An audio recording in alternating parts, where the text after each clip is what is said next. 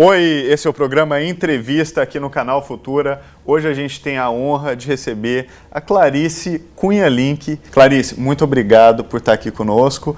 E a primeira pergunta que eu tenho para você é o seguinte: o que, por exemplo, um administrador público do interior do Brasil pode aprender de urbanismo, pode pensar em políticas urbanas hoje? O que você acha que vale a pena a gente dar de dicas para a pessoa que está nos assistindo e trabalha em administração pública? A gente tem no Brasil um cenário que a taxa de motorização, ela principalmente na última década, aumentou radicalmente. Não só nas grandes cidades, mas eu diria até que principalmente nas cidades pequenas e médias, né? Então, houve um grande estímulo, incentivo à compra do carro, ao mesmo tempo um desinvestimento, né, vamos colocar assim, no transporte público e em outras formas de transporte. Então, na infraestrutura para o deslocamento a pé, na infraestrutura para a ciclomobilidade.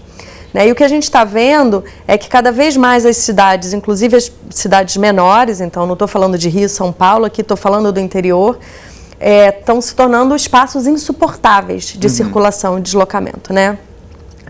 Está tendo trânsito nessa muito cidade? Trânsito e junto com o trânsito a gente tem uma série de externalidades, né? Então, além da emissão de gases de efeito estufa, enfim, que tem um impacto direto na mudança climática, emissão de poluentes locais que causam uma série de problemas de saúde,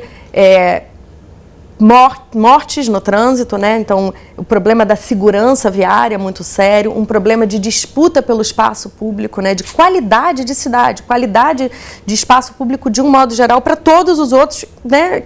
Que usam e que não usam carro. Então, as cidades médias, elas vão muito rapidamente chegar numa situação assim de degradação, né? Do espaço de um modo geral. Então, eu acho que o administrador agora, e ele tem, na verdade, vários instrumentos que lhes dão essa possibilidade.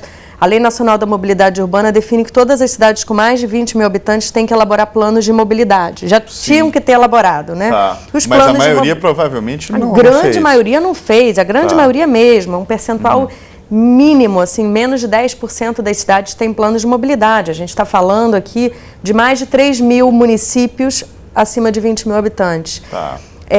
E esses planos eles têm que estar vinculados com os planos diretores e com outros instrumentos da cidade, política habitacional, gestão de resíduos e etc. E esse plano ele dá a possibilidade do município de parar e de fato entender o que a gente quer, para onde é que a cidade vai crescer, que infraestrutura que eu preciso oferecer para garantir isso. Uma cidade pequena, ela não precisa ter um metrô, ela não precisa necessariamente ter um BRT, mas ela já pode ali começar a se organizar para ter uma faixa exclusiva para o transporte de ônibus, ela já pode começar a se organizar para garantir ruas completas, né? Então, de parede a parede, ter o espaço para a ciclovia, ter o espaço para o pedestre, redução de velocidade, né? Isso é fundamental, a gente conseguir baixar a velocidade nas cidades, né? Uma colisão a 60 km por hora, a possibilidade de morte é, assim, mais de 90%. Então, as cidades médias, elas podem ir implementando uma série de medidas que vão fazer com que elas sejam de baixo carbono, né, com uma velocidade que respeite mais a escala humana de deslocamento e que faça com que o transporte público se torne atrativo, né, porque quanto menos a gente investe no transporte público, mais as pessoas querem ir para o transporte motorizado individual, naturalmente. Que é insustentável, né? Que é completamente insustentável, né? Em todos os sentidos, de meio ambiente, de saúde, do ponto de vista econômico.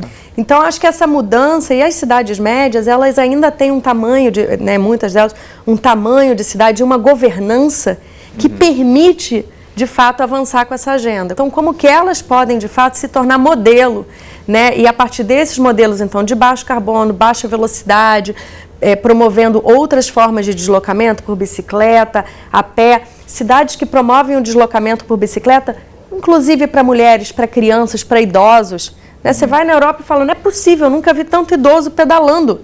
Então tem algo aqui que você fala, isso aqui oferece segurança, oferece conforto, oferece conveniência, e as pessoas não estão pedalando por causa do meio ambiente.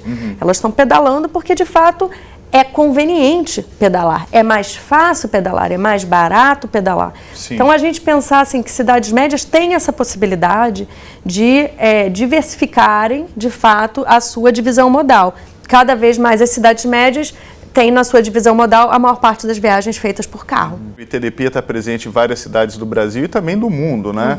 O que você tem visto de experiência bem-sucedida, especialmente na América Latina? O incrível da América Latina é que a América Latina, na verdade, ela já é há muito tempo urbanizada e ela tem, o que é um grande desafio, uma segregação socioespacial muito intensa, né? Então a gente tem as periferias, uma desigualdade territorial mesmo, de investimento, de equipamento, de renda, muito intenso. Né? Então tem muita lição que sai daqui para o mundo. Né? A própria favela, né? A ocupação da favela, a criatividade em torno da favela, o potencial em torno da favela, é algo que de fato tem muito a ensinar para o mundo como um todo. E a América Latina tem, assim, eu acho que nessa discussão sobre mobilidade, avançado muito com soluções ousadas, que exigem muitas vezes revisões e planejamentos e discussões constantes, mas que de fato estão lidando com o problema da cidade que colapsa e que tem que se resolver, que não tem recurso. Né? Os próprios BRTs, que na verdade nasceram nos anos 70 em Curitiba, né, só foram de fato levados adiante. Então, entre os anos 70 e 2000, houve uma série de pequenas tentativas de corredores, enfim, faixas exclusivas para ônibus no Brasil e que não deram certo de fato.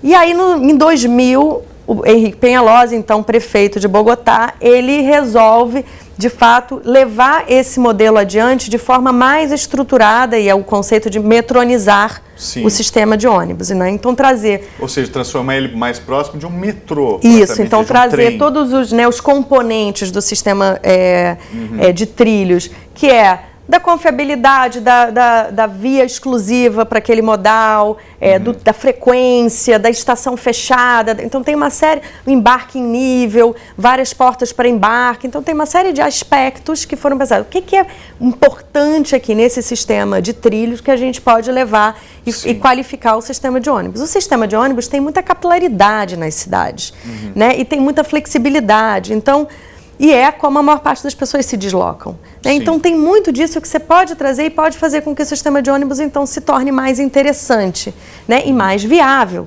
Então muito rapidamente você consegue de fato implementar enfim, vários quilômetros de infraestrutura. A implementação do Transmilênio em Bogotá foi assim um marco fundamental. A partir daí, centenas de sistemas semelhantes já foram implementados no mundo, né? Inclusive Estados Unidos, Europa tem também feito esse investimento, então não é uma coisa só de sul global, né?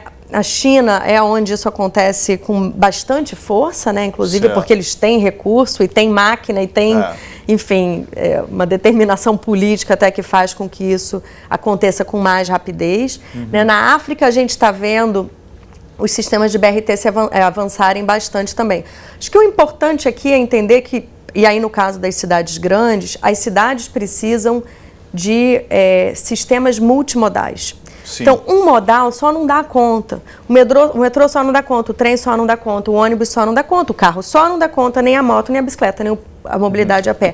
A gente precisa de tudo. É a integração de todos. A gente precisa de integração. E aí é a integração da infraestrutura física, é a integração tarifária, é a integração operacional, é a integração de informação, é pegar o nosso celular e identificar como é que a gente vai fazer o trajeto com vários modais diferentes. Esse é o futuro. Clarice, a gente fala muito de tecnologia hoje, né? E a vinda do carro que se autodirige, tem gente que prevê para daqui 5 anos, talvez até menos, e vai chegar à cidade brasileira. Isso é um modal novo? Isso é a solução de todos os problemas? Isso é um problema adicional? O que você acha? Olha, a discussão atualmente, quando a gente fala de inovação e mobilidade, ela trata dos veículos autônomos e ela trata também da mobilidade compartilhada. Os veículos autônomos, meu entendimento é que, na verdade, a forma como eles estão sendo pensados hoje não deixa de ser somente um avanço da indústria automobilística. Sim. Né? Então, vai aos poucos criando acessórios que vão automatizando o carro, isso já vem acontecendo há bastante tempo, né? E até o momento em que a pessoa não precisa mais dirigir. Mas é um modelo que ele ainda segue a lógica do deslocamento individual motorizado. Então eles podem ter sensores e eventualmente oferecer maior segurança viária, também pode não acontecer isso, estão suscetíveis a hackers, tem uma série de outras questões que surgem daí, mas eventualmente... Ainda é o transporte individual. Ainda é o transporte individual. Eu acho que tem um outro modelo que está muito forte, que é o da economia compartilhada. Certo. Né? E que talvez um modelo de veículo autônomo junto com um modelo de economia compartilhada, a gente possa de fato ter um modal que traga benefício. No momento atual, o que a gente tem? A possibilidade de muita gente sair do transporte público e ir para o veículo autônomo ou até mesmo para o compartilhado também. Então a gente tem que entender como é que a gente quer investir no deslocamento na cidade. O transporte coletivo de massa continua sendo a forma mais eficiente de deslocamento, né, de grandes volumes. Ou seja, talvez seja melhor investir no ônibus que se autodirige.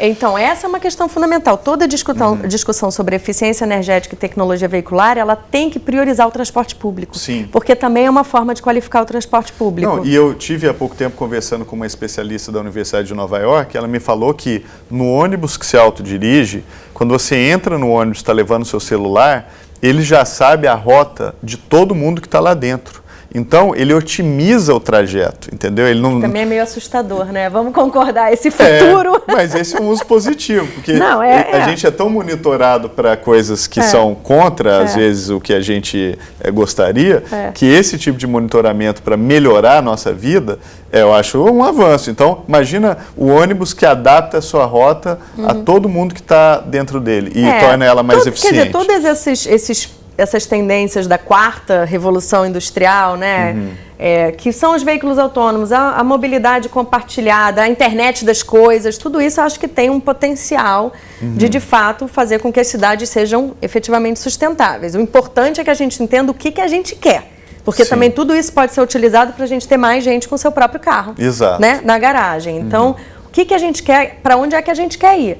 Né, resolver só o problema do veículo ser elétrico resolve o problema do meio ambiente, mas não resolve o problema da cidade, da qualidade do espaço urbano. Resolver só o problema do veículo autônomo. Então, a gente precisa entender de fato o que a gente quer, onde é que a gente quer chegar. Sim. A gente quer chegar numa cidade mais justa, mais inclusiva, mais humana, numa escala humana, uma cidade que faça sentido economicamente falando para todos, né? Uma cidade que não seja tão nociva do ponto de vista do meio ambiente. Se a gente tiver isso claro, a gente pode trazer o veículo autônomo, a gente pode trazer a mobilidade compartilhada, todas as tecnologias que a gente quiser, Big Data, e fazer com que isso dê certo, né, no sentido dessa cidade. O problema é que há muito tempo, muita gente ganha com o espaço segregado, muita gente ganha com a exclusão social, muita gente ganha com a poluição, muita gente ganha, né, com essa cidade que não funciona. Então,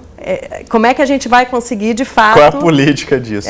Tá certo. Olha, Clarice, muito obrigado. A conversa está ótima, o tempo voa aqui. Esse aqui é o programa Entrevista. Se você perdeu qualquer episódio, vá no Futura Play. Estão todos lá, não tem desculpa para não assistir. Muito obrigado mais uma vez.